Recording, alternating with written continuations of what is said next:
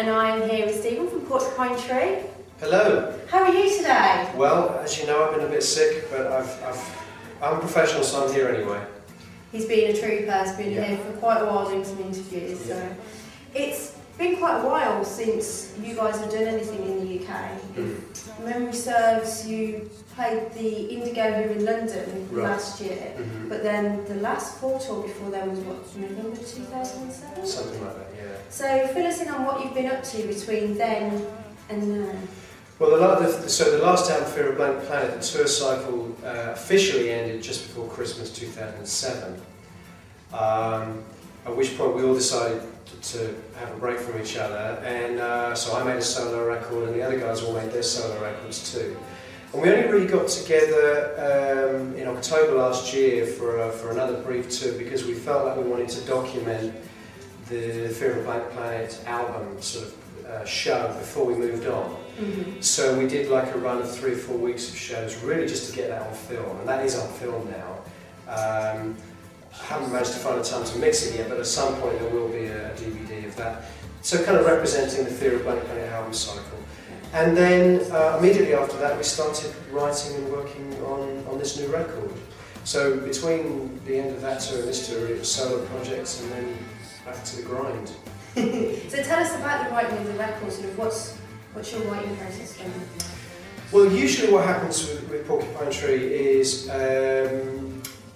I start the writing process, and because for me it's very important to have in my own mind as the lyric writer and the main songwriter to have a kind of philosophy for each album. Like, I hate the idea of repeating myself, so I always kind of set myself a little task. This album's going to be this, or this album's going to be that, or this is going to be the concept, or this album, the lyrical concept really didn't exist, but I had this idea that I wanted to write this long song cycle, this long piece of music. So that in itself was a kind of task that I had to live up to, and so I started to kind of develop these ideas. And inevitably what happens, as the band will tell you, is that I start with the idea of I'm just going to write a couple of songs and then the band will get together. And once I start writing, I can't stop. There's this flow starts, and I end up presenting far more music than I intended to present to the band. And then they all hate me because I've written the album. And they're like, we want to have some input. Yeah, that's basically what usually happens. But on this album, the band did have a lot of input too. But I did have this kind of pretty developed sketch for the incident, the main incident piece, about 35 to 40 minutes, pretty much, which I presented to the band, and that gave us kind of the philosophy and direction of the album. So if you were to summarise the album, sort of how would you describe it in a nutshell? Musically speaking, or in terms of the way it's sort of structured and stuff? Musically speaking. Well, musically it's Porcupine Tree. I mean, it's very hard for me to answer those questions. It's the best way I can make my point is that if you don't see someone for two years, like it's been 2 years since Fear of Blank Planet, so effectively people haven't seen Porcupine Tree they haven't met Porcupine Tree for 2 years. But all that time I've been living as a member of Porcupine Tree, and when you don't really notice your personality changing incrementally the way that other people do when they meet you for the first time after 2 years.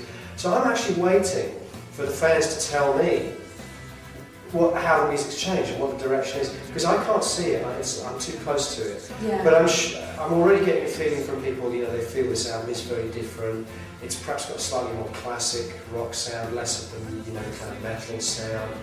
It's much less lyric driven than Fear of Blank Planet. Fear of Blank Planet was so lyric orientated that the music almost had to take a back seat because the concept was so strong.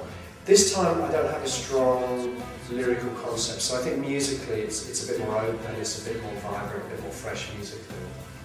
But the fans will tell me. So did you get a chance to speak to anyone at the recent listening session? Did you get any feedback from that one too? I did. I was pretty sick that day, so I disappeared as quick as I could within reason. But you know what? The listening sessions are difficult because no one's going to tell you it sucks, are they? Who's going to tell you? Yeah, they invite you along to a session, and you've given them free food, you sat them down, and a nice day out. They're not going to tell you it sucks, are they? So I mean, I always take those things with a pinch of salt, But generally speaking, I'm getting a pretty good reaction. so far. We've had a pretty good reaction so far, so there you go. So you spend a lot of time, as well as writing, you spend a lot of time in the studio doing mixes. You're doing King Crimson 5.1. Right. Where does that love of fiddling around with everything and doing all the production come from, do you think?